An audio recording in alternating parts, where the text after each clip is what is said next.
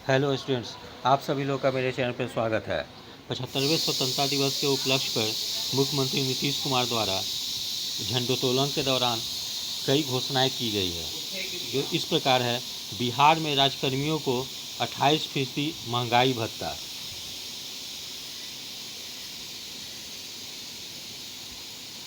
तो मुख्यमंत्री नीतीश कुमार ने पटना के ऐतिहासिक गांधी मैदान में स्वतंत्रता दिवस पर बतौर मुख्यमंत्री 15वीं बार झंडोत्तोलन किया।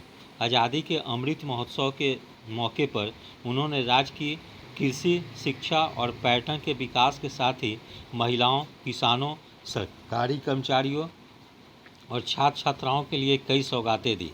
मुख्यमंत्री ने झंडोत्तोलन के बाद संबोधन में इन सौगातों की घोषणा की। मुख्यमंत्री ने घोषणा की कि केंद्र की तर्ज पर राज्य सरकार के अधिकारियों, कर्मियों एवं पेंशनधारियों को 1 जुलाई 2021 से महंगाई भत्ता की दर 11% बढ़ाते हुए 17% के स्थान पर 28% दिया जाएगा। इससे संबंधित आदेश वित्त विभाग द्वारा शीघ्र जारी होगा। उन्होंने कहा कि बिहार कृषि विश्वविद्यालय सबौर के अधीन 3 महाविद्यालयों की स्थापना की जाएगी। सबौर में कृषि जैव प्रौद्योगिकी महाविद्यालय, भोजपुर में नया कृषि अभियंत्रण महाविद्यालय और पटना में कृषि व्यवसाय प्रबंधन महाविद्यालय की स्थापना होगी।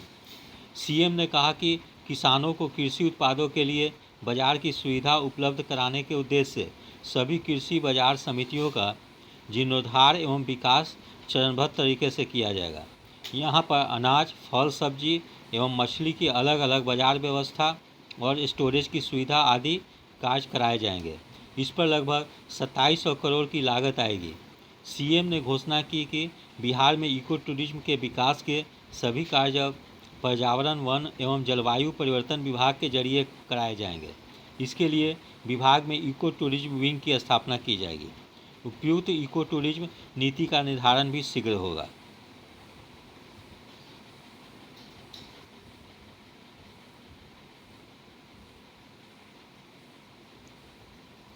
वहीं स्कूल में प्रिंसिपल की नियुक्ति कमीशन से।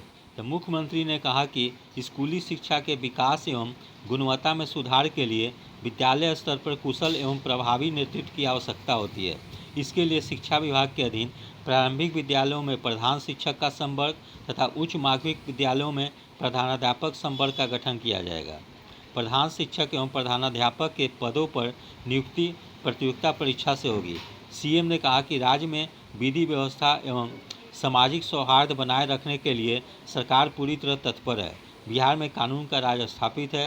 क्राइम, करप्शन, कम्युनलिज्म के प्रति हमारी जीरो टॉलरेंस नीति है। राज्य में आधारभूत संरचना को लेकर कई काम किए गए हैं। वहीं मुख्यमंत्री के द्वारा अन्य घोषणाएं इस प्रकार से है। प्रथम है, छात्र छात्राओं को पोस्ट मैट्रिक स्कॉलरशिप लाभ के लिए पारिवारिक आय सीमा 3 लाख रुपये सालाना हुई। दूसरा है, राज्य में किसानों को बाजार मुहैया कराने को कृषि बाजार समितियों का 2700 करोड़ से जीर्णोद्धार किया जाएगा। तीसरा है, सुधा डेयरी का विस्तारीकरण राज्य के सभी नगर निकाय और प्रखंडों तक होगा। बिक्री केंद्र खोले जाएंगे। चौथा है, कृषि विश्वविद्यालय सबौर के अधीन सबौर, भोजपुर और पटना में 3 महाविद्यालय स्थापित किए जाएंगे। पाँचवा है, इको टूरिज्म के विकास का जिम्मा अब पर्यावरण एवं जलवायु परिवर्तन विभाग को इको टूरिज्म विंग बनेगा। वहीं मुख्यमंत्री नीतीश कुमार के द्वारा एक महत्वपूर्ण घोषणा की गई है, जो कि महिलाओं से संबंधित है। तो शीर्षक है, सिविल सेवा योजना का लाभ सभी वर्ग की महिलाओं को। तो मुख्यमंत्री नीतीश कुमार ने कहा कि सिविल सेवा प्रोत्साहन योजना के तहत अनुसूचित जाति, जनजाति तथा अति पिछड़ा वर्ग के युवक युवतियों को बिहार लोक सेवा आयोग की प्रारंभिक परीक्षा पास करने पर मुख्य परीक्षा की तैयारी के लिए 50,000 और संघ लोक सेवा आयोग यूपीएससी की मुख्य परीक्षा की तैयारी के लिए 1 लाख रुपये प्रोत्साहन दिया जाता है। इस योजना की तर्ज पर अब अन्य सभी वर्ग की युवतियों के लिए भी सिविल सेवा प्रोत्साहन योजना शुरू की जाएगी, ताकि प्रशासनिक सेवाओं में महिलाओं की भागीदारी बढ़ सके। उन्होंने कहा कि पोस्ट मैट्रिक छात्रवृत्ति के लिए अनुसूचित जाति, जनजाति एवं अन्य पिछड़े वर्ग के छात्र छात्राओं के लिए पारिवारिक आय की सीमा भारत सरकार द्वारा 2.5 लाख रुपये निर्धारित की गई है। घोषणा की कि अनुसूचित जाति जनजाति एवं अति पिछड़ा वर्ग के छात्र छात्राओं के लिए पारिवारिक आय सीमा को 2.5 लाख से बढ़ाकर 3 लाख किया जाएगा। बढ़ी हुई पारिवारिक आय सीमा के कारण होने वाले अतिरिक्त खर्च को राज्य सरकार द्वारा वहन किया जाएगा। वहीं अन्य घोषणाएं हैं। शीर्षक है सभी गांवों में दुग्ध सहकारी समिति बनेगी, महिलाओं को मिलेगा 50% आरक्षण। तो मुख्यमंत्री ने कहा कि राज्य के सभी गांव में अगले 4 साल में दुग्ध सहकारी समिति होगी। जितनी भी नई समितियां बनेगी उनमें से 40% महिला दुग्ध समितियां होगी। सुधा डेयरी के उत्पादों के लिए विक्रय केंद्र का शहरी क्षेत्रों के साथ साथ ग्रामीण क्षेत्र में भी विस्तार किया जाएगा। अगले 4 साल में सभी नगर निकाय एवं प्रखंड स्तर तक सुधा डेयरी के उत्पादों के लिए बिक्री केंद्र खोले जाएंगे।